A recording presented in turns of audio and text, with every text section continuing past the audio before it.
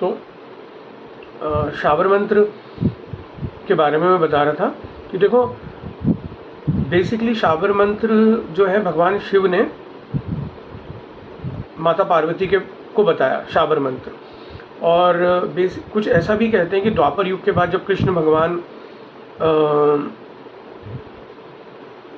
मतलब ये जो है जब द्वापर युग छोड़ के गए तो उसके बाद भगवान शिव ने शाबर जो मंत्र थे उनको कीलित कर दिया। कीलित मतलब उनको लॉक लगा दिया उन पे, है ना।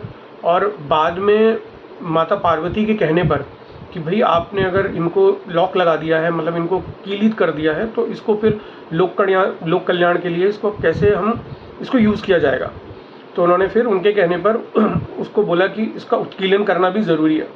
ओके, तो कीलित मंत्र को उत्कीलित करना भी फिर उन्होंने बताया कि अगर कोई कीलित मंत्र है तो उसको हम उत्कीलन भी कर सकते हैं। तो कलयुग में लोक कल्याण के लिए शाबर मंत्र उपयोग में लाएं, इसलिए भगवान शिव ने उनको उत्कीलन किया। अब शाबर मंत्र का ना कहीं गलत यूज़ होता है, जो कि मैंने आपको पंचमकार बताए थे। तो शाबर मंत्र का गलत यूज़ होता है ना।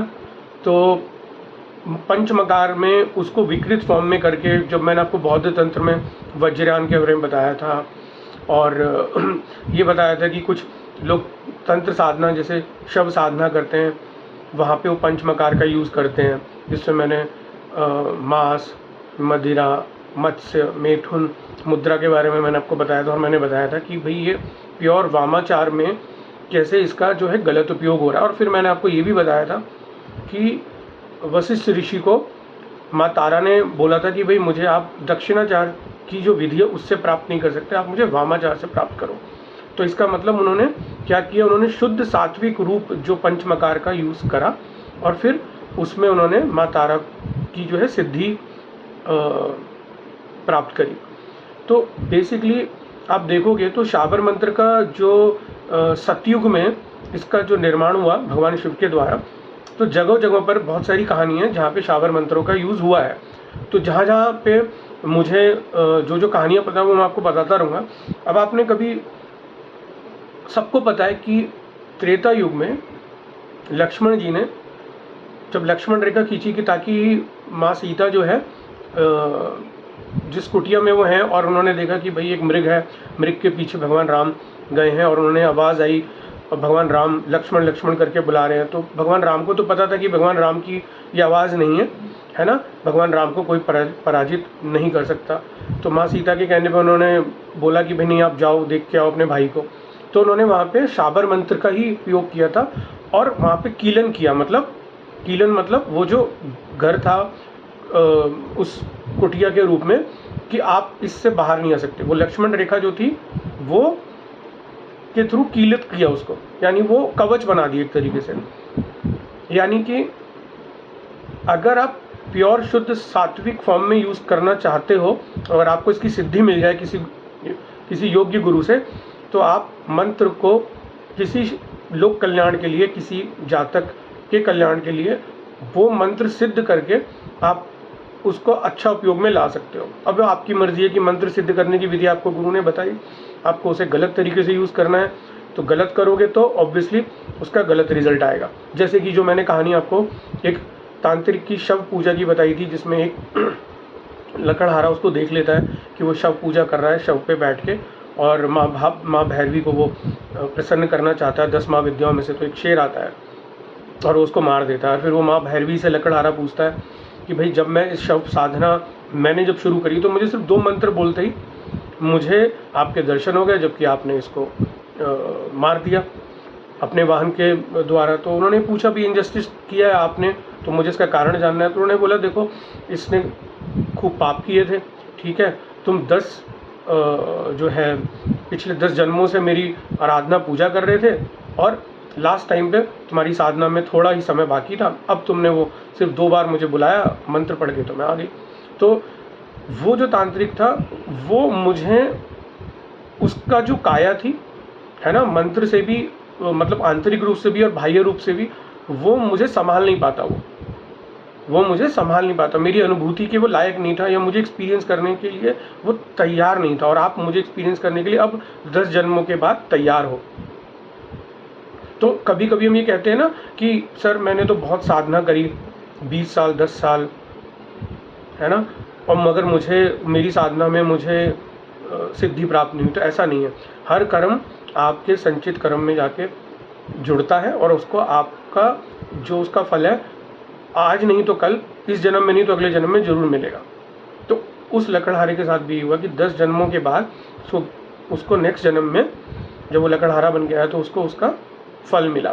ठीक है, तो कोई भी सिद्धि खराब नहीं जाती, आप कोई भी सिद्धि किसी योग्य गुरु के संरक्षण में वो सिद्धि प्राप्त कर सकते हैं। क्योंकि मुझे याद है जब हमने लास्ट क्लास शुरू की थी तो चंदन जी ने पहला क्वेश्चन जब हम क्लास में पूछ रहा था तो उन्होंने बीज मंत्र के बारे में बताया था। तो बेसिकली मंत्र एक छोटा सा भाग है तंत्र साधना का, मगर वो मंत्र किस, उसका उद्देश्य क्या है, वो मंत्र किस डेटी के लिए है ना, वो सब हमें जानना जरूरी है किसी योग्य गुरु से, और उसका हम उसका उपयोग किस लिए कर रहे हैं वो भी जानना बहुत ज़रूरी है। ठीक है, तो बेसिकली जो त्रेता युग में लक्ष्मण जी जो कि स्वयं कौन थे, शेषनाग का अवतार, यानी विष्णु जी की जो सेवा करते थे। ठीक है, और विष्णु जी ने ही भगवान राम अवतार लिया, और उनके जो सेवक थे शेषनाग जी, उन्होंने लक्ष्मण का अवतार लिया। तो ऐसा तो हो ही नहीं सकता कि उन्हें शाबर मंत्र या ऐसे मंत्रों को उपयोग करना नहीं आता हो। तो वहाँ पे उन्होंने वो लक्ष्मण रेखा जो खींची थी वो कीलित किया उन्होंने कि चारों ओर उस कुटिया में कहीं से कोई भी नहीं आ सकता, कहीं से कोई भी व्यक्ति, ठीक, मतलब बाह्य कोई नहीं आ सकता फोर्सफुली, जब तक कि गृह स्वामी खुद घर से बाहर ना निकले, बाहर से कोई नहीं आ सकता। और शाबर मंत्र जो तुलसीदास जी ने रामचरितमानस लिखी, हनुमान चालीसा, बजरंग बाण, तो वहाँ पर भी वो जो हनुमान चालीसा की बात हो रही है, बजरंग बाण, वो भी एक सात्विक फॉर्म है शाबर मंत्र का। तो जो लोग हनुमान चालीसा पढ़ते हैं, बजरंग बाण पढ़ते हैं, वो भी जाने अनजाने वो भी शाबर मंत्र ही पढ़ रहे हैं। कोई भक्ति भाव से पढ़ता है, कोई साधना के प्रयोग से पढ़ता है, मतलब गुरु दीक्षा के रूप में। तो गुरु बताएगा कि सर्टन टाइम पे आपको इतनी बार पढ़ना है, ये क्रिया में ये चीज़ें शामिल होनी चाहिए, तब पढ़ा जाता है वो, है ना, तब उसकी सिद्धि तुम्हें प्राप्त होगी। तो वहाँ पर भी शाबर मंत्र है।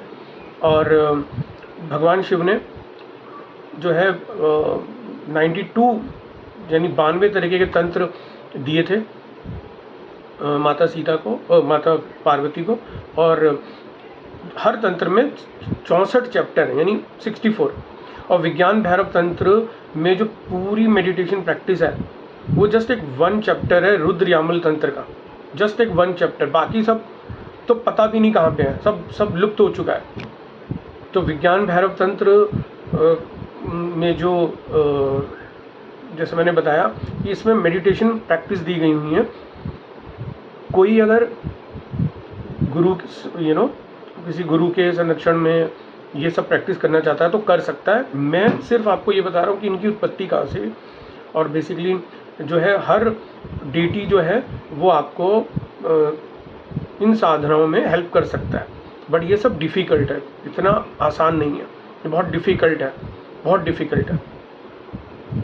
और कहीं ना कहीं ये जो सब साधना है ये एक इंट्यूशन का पार्ट है, ये सब एक इंट्यूशन का पार्ट है। भगवान, अब जैसे हनुमान जी की बात करते हैं तो भगवान जी के पास, उन्हें बोलते हैं हनुमान जी को अष्ट सिद्धि और नवनिधि थी उनके पास। तो अष्ट सिद्धि में उनके पास अणिमा थी, तो जिसके बल पर हनुमान जी सूक्ष्म से सूक्ष्म रूप भी धारण कर लेते थे। महिमा थी, और इसमें वो विशाल रूप धारण कर लेते थे।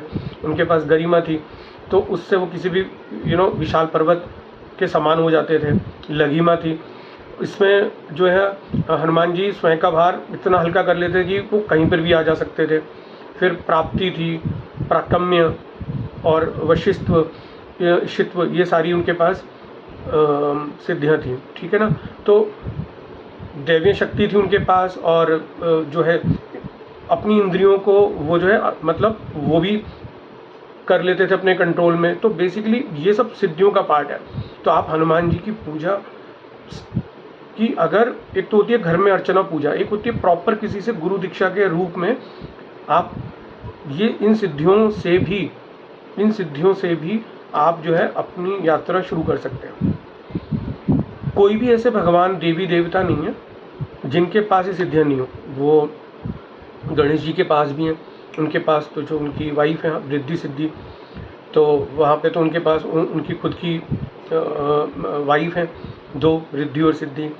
खुद वो उन्हें सिद्धि विनायक बोला जाता है ना, मतलब सिद्धियों के विनायक, वो नायक हैं। हर भगवान के पास है, कृष्ण भगवान के पास भी है।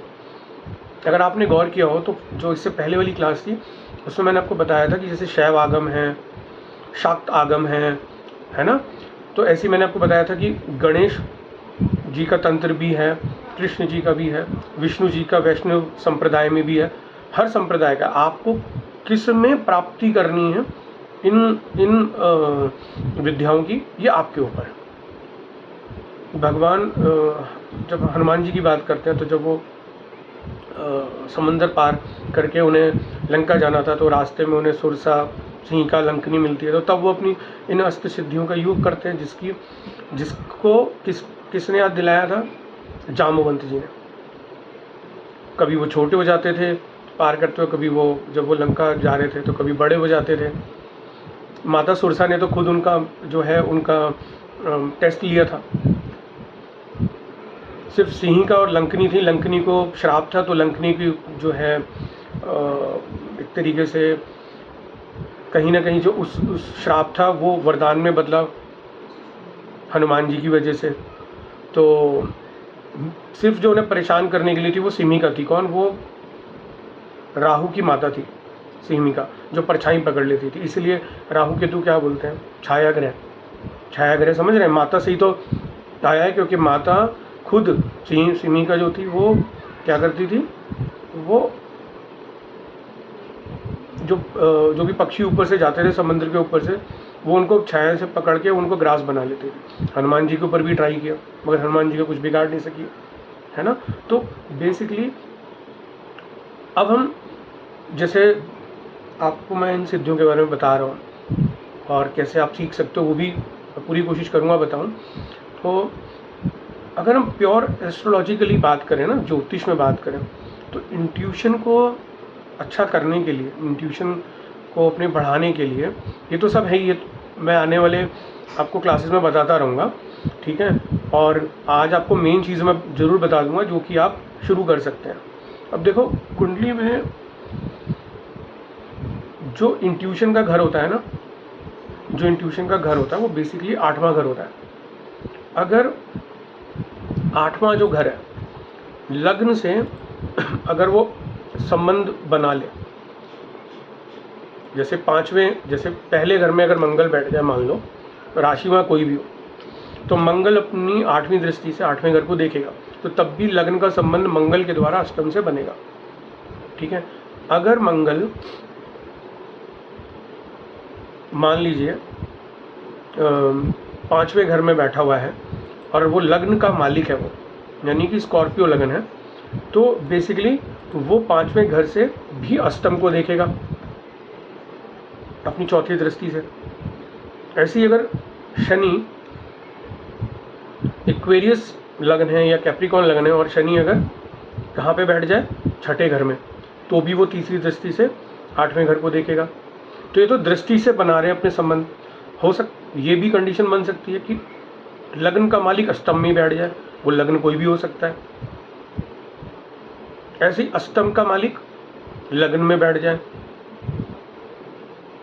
यानी लग्न का संबंध अष्टम से अगर हो जाए ना बाय डिफॉल्ट कुंडली में, तो ऐसे जातक बॉर्न इस विद्या से परिपूर्ण होते हैं। इंट्यूशन उनको मतलब जो है इनेट मिला होता है। इनेट मतलब जन्मजात, बचपन से ही मिला होता है। तो लग्न सर जैसे मेरा धनु लगन है, तो उसमें मेरी 4th राशि पड़ती है अष्टम भाव में और उसका मालिक बैठा है 1st हाउस में, तो ये सेम ही हुआ ना? पहले का संबंध हो गया। नहीं, आपकी कुंडली देख के बता देंगे, कुंडली लगा लेंगे अभी क्लास में, रुक जाइए, है ना।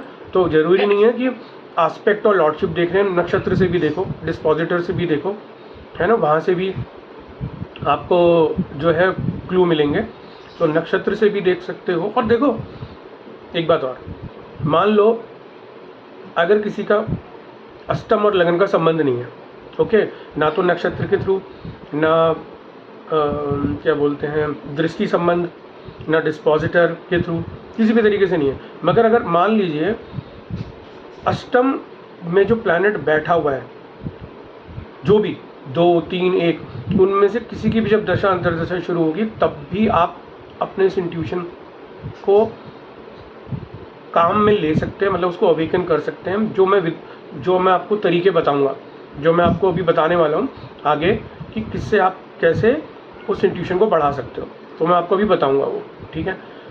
दूसरी बात, मान लो अष्टम में प्लैनेट ही नहीं बैठा हुआ, कोई है ही नहीं, अष्टम हाउस खाली है, तो अब याद रखो कोई भी बड़ा प्लैनेट जब अष्टम में गोचर करेगा, जैसे राहु, केतु, शनि या बृहस्पति, तब भी आप अपने इंट्यूशन पे काम अगर करोगे, तब उस समय आपका जो है मतलब प्रिडिक्शन, जब क्वेश्चन की बात कर रहे हैं हम इंट्यूशन के थ्रू, तो आपका बढ़ जाएगा। तो ऐसा नहीं है कि जब दशा अंतरदशा चलेगी वो तभी काम करेगा, नहीं, एक बार वो एक्टिवेशन हो जाएगा, फिर आप उसको जीवन भर यूज़ कर सकते हैं। तो इससे लिए आपको ये घबराने की ज़रूरत नहीं है कि अष्टम का संबंध लग्न से नहीं है तो यूज़ नहीं कर सकते, मतलब ऐसा व्यक्ति के पास इंट्यूशन पावर नहीं है, ऐसा कुछ भी नहीं है, ऐसा कुछ भी नहीं है। देखो किसी भी देवी देवता को आप कोई भी कहानी देख लो, सतयुग से त्रेता द्वापर युग, कोई भी देख लो आप, सब ने एक सर्टेन देश काल पात्र में ही कोई भी विद्या अर्जित की है, समझ रहे हैं आप। सर्टेन देश काल पात्र में कोई जन्म से विद्या लेके नहीं आता, चाहे हनुमान जी हों या कोई भी देवी देवता, आप किसी का भी नाम बोलिए, किसी का भी बोलिए, इवन राक्षस गण भी है, तो अगर वो जैसे जैसे जब वो बड़ा हुआ है, तो तब उसको एक सर्टेन टाइम पे पता चलता है कि भाई मुझे इंद्र का आसन मुझे जीतना है, तो मैं वो कोई पर्टिकुलर साधना करूँगा, मैं सिद्धि प्राप्त करूँगा, समझ रहे ना। तो एक सर्टेन देश काल पात्र सिचुएशन में ही ऐसे सिचुएशन बनती है, राइट। तो ऐसा नहीं है आपको कोई रोक रहा है कलयुग में, और मतलब मनुष्य के पास ऐसा ऑप्शन नहीं है। यस, आपके पास ऑप्शन है, अगर बाय डिफ़ॉल्ट कुंडली में है तो बहुत अच्छी बात है, और नहीं भी है तो मैंने जो कंडीशन बताई कि आप दशा अंतर दशा वाला टाइम देखो, ठीक है, वरना ट्रांजिट वाला देखो। तो मोटा मोटा ये लग्न का संबंध अगर अष्टम से बनता है तो ऐसे लोगों के पास बाय डिफ़ॉल्ट इंट्यूशन जो है, वो इंट्यूशन की मतलब जो पावर है वो बहुत अच्छे से यूज़ कर सकते हैं अपने प्रिडिक्शन में। तो बेसिकली हम ये नहीं कह सकते कि ज्योतिष में इंट्यूशन की ज़रूरत नहीं पड़ती, बिल्कुल पड़ती है।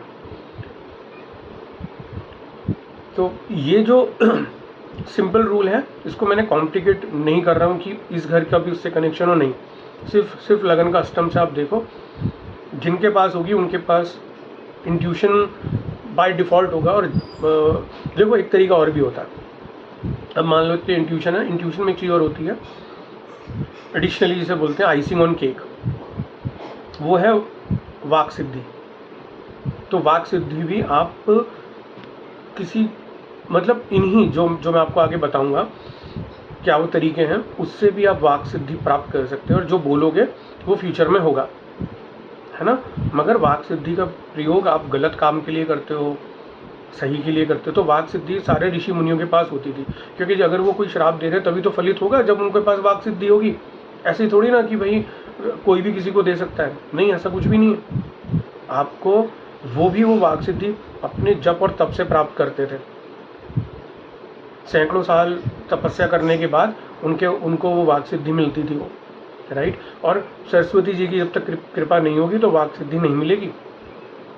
जब रावण अजय अमर होने के लिए ब्रह्मा जी का तपस्या कर रहा था अपने दोनों भाइयों के साथ, कुंभकर्ण के साथ जब वो कर रहा था, तो कुंभकर्ण को बोला गया कि भैया तुम भी वरदान मांगना, मैं भी मांगता हूँ, ठीक है। तो देवताओं को तो पता था कि वे वरदान गलत मांगेंगे अमर होने का,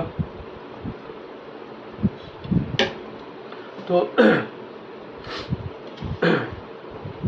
वहाँ पर भी पता है ना कि गलती से कुंभकर्ण से बेसिकली ब्रह्मा जी से वरदान मांगा तो निद्रासन उसके मुंह से निकल गया था, क्योंकि देवी देवताओं ने सरस्वती जी से आके शरण ली और कहा कि भाई आप हमारी मदद करो, ये कुछ गलत मान सकते हैं। तो वो सरस्वती जी उनकी जीवा पे बैठी कुंभकर्ण की, तो उन्होंने निद्रासन मांग लिया गलती से। और फिर जब 1 सेकंड बाद जब तो थोड़ी कॉन्शियस चेतना जब जगी तो पता चला, रावण ने बोला कि ये तुमने क्या कर दिया, मांगना था कुछ और मुंह से निकल गया निद्रासन। और ये गलती अगर वृत्रासुर राक्षस के बारे में आपने सुना होगा तो उसके केस में भी हुआ था। उसके केस में भी गलत शब्द का उच्चारण होने से मंत्र में उसने भी गलत मांग लिया था, तो वरना इंद्र उन्हें मार नहीं पाते वृत्रासुर को। तो वाक सिद्धि अगर सही मिल जाए तो सही यूज़ कर सकते हो, और अगर मतलब कहने का मतलब ये है उसका प्रयोजन आपको पता होना चाहिए कि भाई मैं सही के लिए यूज़ कर रहा हूँ या गलत के लिए। तो अगर सही पर्पज़ के लिए यूज़ करोगे तो डेफिनेटली वो सरस्वती जी की कृपा भी प्राप्त हो जाएगी। तो ऐसा नहीं है कि आप सरस्वती जी का तांत्रिक प्रयोग नहीं कर सकते, आप बिल्कुल कर सकते हैं। सात्विक तरीके से करेंगे तो वाक सिद्धि आपको मिल जाएगी, 100% मिलेगी आपको। बशर्ते आपका जो चित्त है वो साफ होना चाहिए, आपके मतलब कॉन्शियस चेतना को पता होना चाहिए कि मुझे चाहिए क्या, और वो क्लैरिटी होनी चाहिए, तो आपको वो मिलेगा। 10 महाविद्याएँ भी तो वही हैं, अलग अलग। 10 महाविद्याएँ कुछ नहीं है, 10 महाविद्याएँ के समानांतर जो 10 रूप है वो भगवान विष्णु के हैं वो। तो मैं वो भी बताऊंगा आपको कि वो समानांतर कैसे हैं। जैसे त्रिपुरा सुंदरी जो माता ललिता त्रिपुरा सुंदरी जो हैं, उनका समानांतर जो रूप है वो भगवान कृष्ण से है। कृष्ण इसलिए इतने मोहक लगते हैं। ललितापुर जो त्रिपुरा सुंदरी हैं वो अगर बहुत मोहक लग रही हैं तो उनके समानांतर जो हैं वो किसको ले सकते हैं आप, भगवान कृष्ण को, जिनकी छवि बहुत प्यारी और मोहिनी है और कैप्टिवेटिंग है। तो हर 10 महाविद्या के कृष्ण के मतलब विष्णु जी के 10 रूपों से मिलती जुलती हैं। जैसे अभी कल्कि के अवतार की बात कर रहे हैं तो वो दुर्गा जी से वो है उनका कंपैरिजन। तो अब मैं आपको वो चीज़ बताऊंगा कि जो आपको करना है इंट्यूशन को बढ़ाने के लिए। तो मैं 1-2 चीज़ों का आपको आइडिया दे रहा हूँ, ठीक है। और वो अगर आपने ढंग से कर लोगे तो आपको मतलब थोड़ा टाइम लगेगा ज़रूर, मगर अगर आप उतने में फोकस कर लोगे तो आपको definitely you will see some change. तो जो मैं करता हूँ मैं बताऊँगा, या जो मैंने जब मुझे भी डिफ़िकल्टी आ रही थी लाइफ में ज्योतिष में प्रवीण होने के लिए कि भाई मेरी जो है इसमें मुझे सिद्धि मिले, मैं अच्छा प्रेडिक्शन कर पाऊँ, है ना। तो कहीं ना कहीं जिससे मुझे हेल्प मिली वो मैं आपको बताऊंगा अपना सीक्रेट। तो वो आपको करना है। अब आपके ऊपर है कितना उसको आप सीरियसली गंभीरता से करते हैं, वो आपके ऊपर है। कितना सीरियसली करते हैं वो टाइम डिपेंड करेगा, किसी को कितने दिन में मिले, किसी को कितने महीने में मिले, बट आपकी मर्ज़ी है। आप बैक ऑफ करना चाहें कर दीजिए, उसका कोई ऐसा नहीं है कि कोई उसका कोई नेगेटिव रिजल्ट है ना। तो वो मैं आपको बताता हूँ। तो बेसिकली क्या है, आपके ऊपर चॉइस है और आप उसे अपने अनुसार कर सकते हैं, और आसान भी है, कोई दिक्कत वाली बात नहीं है। देखो मैं आपको पहले ना एक चीज़ बताता हूँ कि वेदों में एक मंत्र है, उनमें बोला जाता है एकम सत बहुधा विप्र वदंती, यानी कि सत्य तो एक ही है, सत्य एक ही है, जिसको हम बोलते हैं सच्चिदानंद ईश्वर, जिसको बोलते हैं सत्य वही है, बाकी सब मिथ्या है। जिसको आदि गुरु शंकराचार्य ने भी जब अद्वैत सिद्धांत दिया, जिन्होंने ब्रह्मसूत्र, सौंदर्य लहरी और बहुत ऐसे पे अपना भाष्य यानी कमेंट्री दी है आदि शंकराचार्य जी से। देखो मेरे तो बेसिकली मैं तो उनकी फ़िलॉसफी को ज़्यादा मानता हूँ पर्सनली। अगर मैं बोलूँ तो मैं अद्वैत सिद्धांत को ज़्यादा मानता हूँ। तो अब वेदों में जैसे कहते हैं कि एकम सत बहुधा विप्र वदंती, इसका मतलब ये है कि सत्य तो एक ही है, जो संत जन है वो उसको अलग अलग नाम से जानते हैं। कोई कृष्ण कहता है, कोई राम कहता है, कोई शिव कहता है, कोई शक्ति कहता है ना। तो सत्य तो एक ही है, जो विप्र लोग हैं यानी संत जन जो लोग हैं वो उसको अलग अलग नामों से जानते हैं। तो एक छोटी सी कहानी है, उसमें क्या है कि ना एक गांव में एक हाथी आता है, तो सब जगह हल्ला मच जाता है कि भाई कोई मतलब अनोखा जीव कोई आया है। तो वहाँ पे जो चार ब्लाइंड लोग अंधे रहते थे उन तक भी खबर जाती है, बस उन तक ये जाता है कोई तो गांव में आया। तो वो भी उस चाह में देखने जाते हैं कि भाई हम भी देखें। अब अंधे हैं तो देख तो सकते नहीं, है ना। तो वो अब देखो इसको ना आपको प्रतीकात्मक रूप से लेना, सिंबॉलिक रूप से लेना, अपनी लाइफ में समझना है।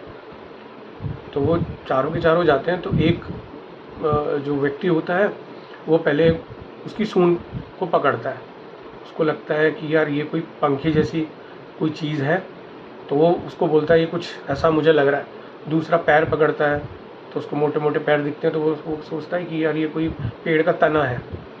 कोई पूंछ पकड़ता है तो उसको फैदर जैसी कोई चीज़ लगती है, उसको वैसे व्यक्त करता है। चौथा व्यक्ति पेट पकड़ता है तो वो उसको कुछ और बोलता है।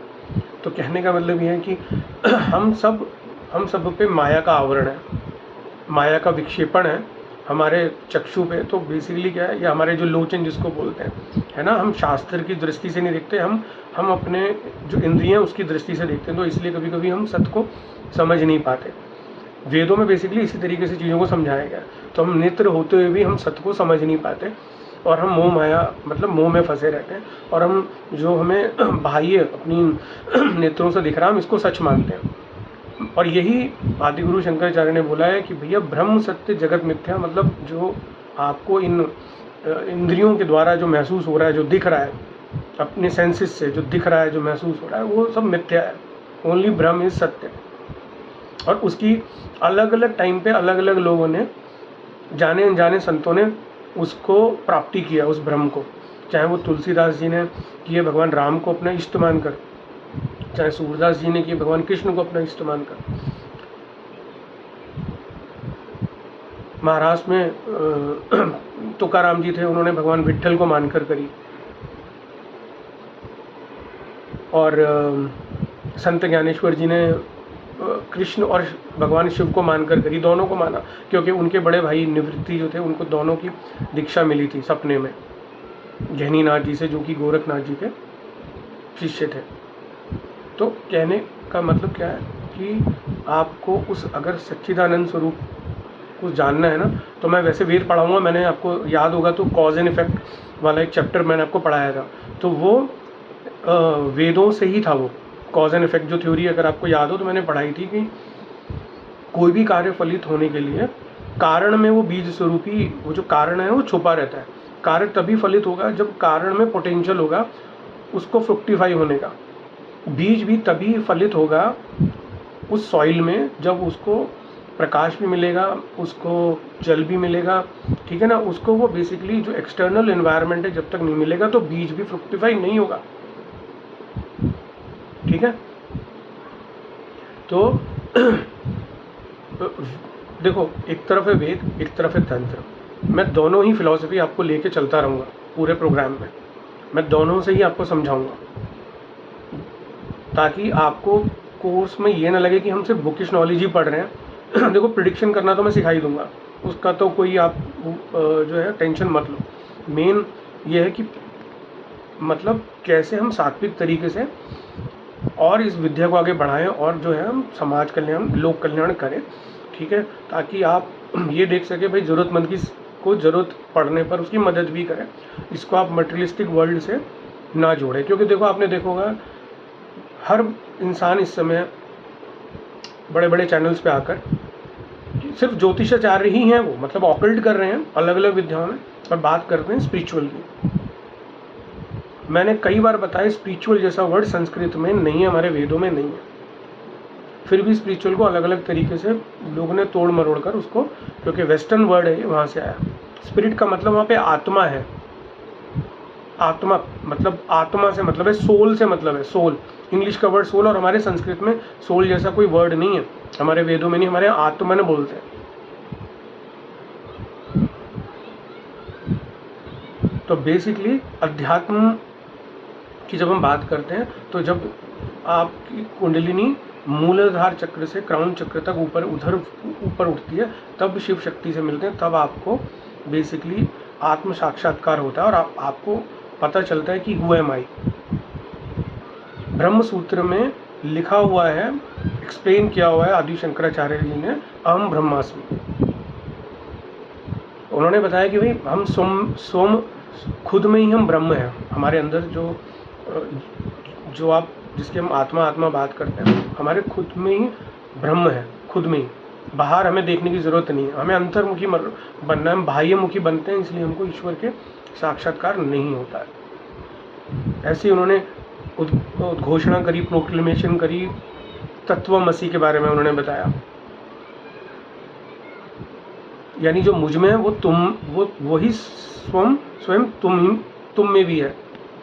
दोनों की आत्मा में कोई डिफरेंस नहीं है, जो कि ज्ञानेश्वर ने अपने बालक रूप में उस अपने गांव के जो मठाधिकारी थे उनको बताया था। उन्होंने एक भैंसे को देखकर जब उसको चैलेंज किया और बोला उस बच्चे को कि बताओ इस भैंसे की आत्मा और तुम्हारी आत्मा सेम है, तो उन्होंने बोला ठीक है मैं अभी प्रूव कर देता हूँ। तो उन्होंने जो है वेदों से मंत्र बोलना शुरू किया, और जैसे ही वेदों से मंत्र बोला तो वहाँ के लोगों ने उनका मुंह बंद कर लिया, तो बाकी का मंत्र उस भैंसे ने बोला। समझ रहे हैं आप?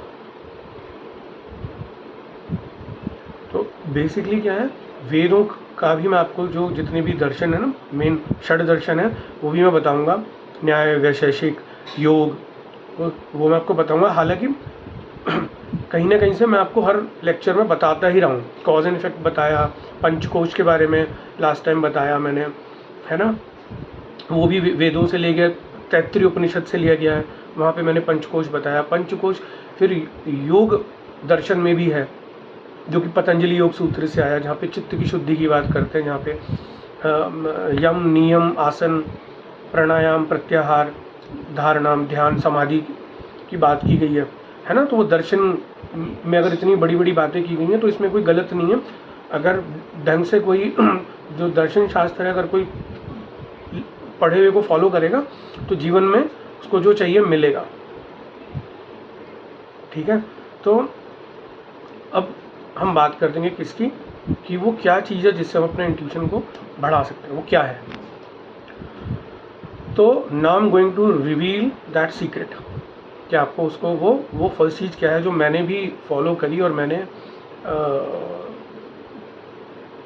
जब फर्स्ट टाइम की तो मुझे भी उसके बारे में पता नहीं था, मुझे भी मेरे गुरुजन से पता चला, तो तब मैंने वो प्रैक्टिस करना शुरू किया, और फिर धीरे धीरे मुझे पता चला कि हाँ, ये किताबी नॉलेज में कुछ भी नहीं रखा हुआ है।